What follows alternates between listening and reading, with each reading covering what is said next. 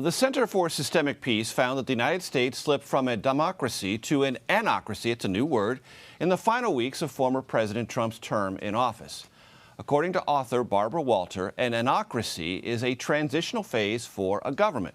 She says this is the time when the risk of political violence is at its highest, and anocracies with, quote, more democratic than autocratic features are 3 times more likely, the research suggests, to see political instability or civil war. In her new book, How Civil Wars Start and How to Stop Them, Barbara Walter explains why she believes it's more and more likely that the United States could see a second civil war. Barbara Walter joins me now from the University of California, San Diego, in my hometown of San Diego. So, Professor, it's great to have you with us. Again, for the audience, because I think it's a new word and it's an important one, Yeah. What does anocracy mean? How should they think about it? They should think about it as this middle zone, which is quite large, between democracy and an authoritarian regime. Most people, when they think about governments, they think you're either a democracy or you're something more like Iran or China. And the reality is that there's this very large spectrum in between the two with a middle zone. Full democracies don't tend to have any civil wars. Full autocracies actually rarely have civil wars. All the violence and instability tends to happen in the middle zone. And countries get into the middle zone either because they're trying to democratize. They were authoritarian governments, and they're starting to move up the democracy ladder, so to speak, or they become an anocracy because they were a democracy and they're starting to backslide. Some of the guardrails of democracy are beginning to unravel. Some of the constraints on executive power are going away. So you can get into this sort of dangerous middle zone in either direction. And for the benefit of the audience, I want you to let them know that this is not something that you have just suddenly jumped into and have become sort of inordinately curious about America. You have studied this process in a lot of countries over many years, correct? Yeah, so I've been studying civil wars for 30 years, my entire career. And I've looked at every civil war that's broken out around the world since 1946. And there's been over 200 of them. In fact, I've never looked at the United States until I wrote this book. I looked at places in Africa, in Central Asia, in the Middle East.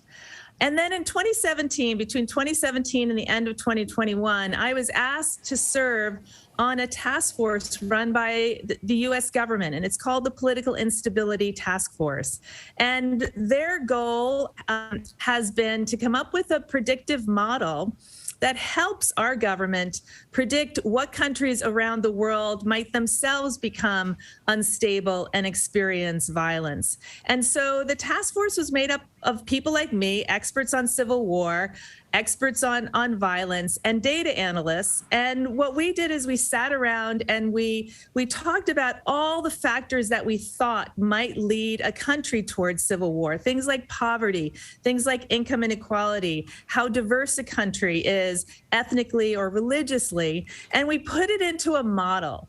And it turns out we put in over 30 variables, and it turns out that only 2 factors came out highly predictive. And we were not expecting this at all. The 2 factors were this thing we called anocracy, whether a country was a partial democracy. It didn't have all of the features of democracy. It was in this middle zone. And then the second very important feature was whether the citizens of that country were organizing themselves politically around ethnicity, religion, or race, and not around ideology. So you started to have these identity-based parties that were predatory. So they wanted to gain power, not to share it with other groups, but to purposely exclude other groups from power. And the thing for your listeners to realize is we were not thinking about or including the United States in any of our analyses. This is just what we had seen historically over time outside the United States. And then the reason I wrote the book was I started to see these two factors emerging in my own country. And I realized that while the experts knew what the risk factors were, what the warning signs were, the American public and our politicians didn't know that. And they needed to know. When it comes to these risk factors, is the United States on the lower end of the spectrum? The U.S. is on the safer end of the spectrum. We could put it that way.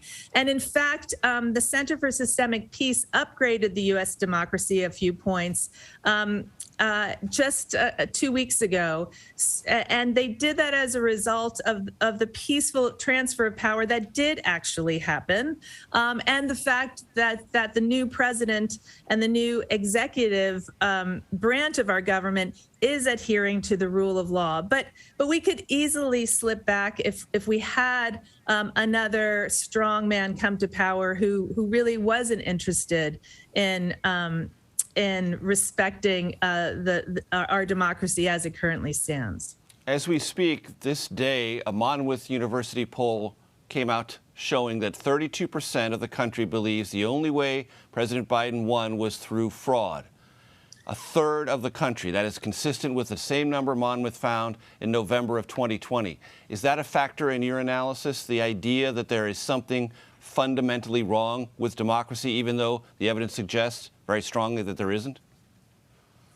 Well, we have a two-party system here, and in a two-party system, you want two healthy, strong parties to balance each other out. And in a two-party system, in a multi-ethnic and a multi-religious country, you want both parties to have an inclusive tent.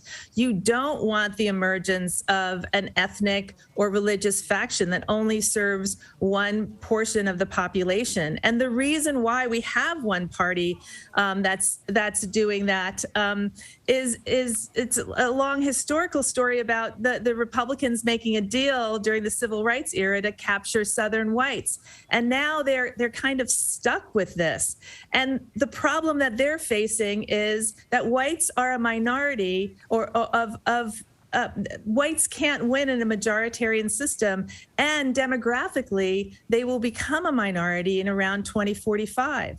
So if you have a system where one person, one vote gets you elected, and you don't have the votes, then democracy no longer works for you. And so what we've been seeing is Republican leadership actively trying to unravel our democracy, weaken our democracy, and try to institute protections for minority rule that will keep them in power longer than they otherwise would be able to if they fought fairly.